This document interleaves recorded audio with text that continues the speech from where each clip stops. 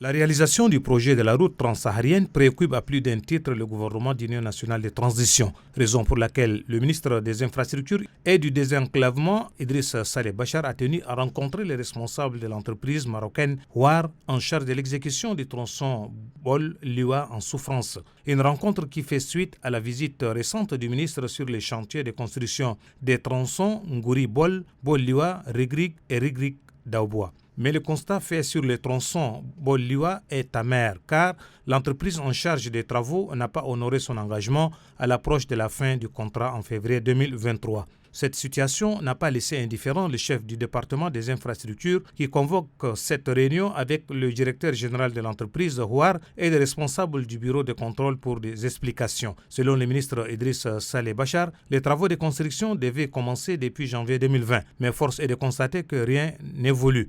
Pourquoi ce blocus? À cette question, le responsable du bureau de contrôle a relevé quelques manquements en termes de personnel, de cherté de matériel, d'insuffisance de stock, d'agrégats, entre autres. Pour le directeur général des routes, l'entreprise devait informer le ministère des problèmes auxquels elle est confrontée.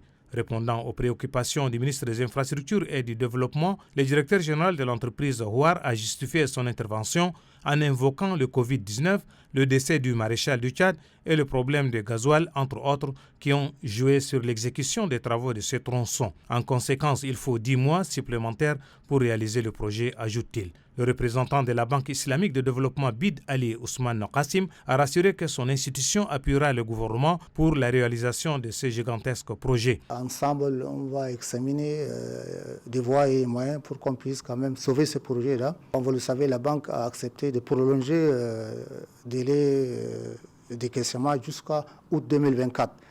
Ayant écouté tout le monde, le ministre exhorte le secrétaire général du ministère à échanger avec les responsables de la dite entreprise pour trouver une solution définitive.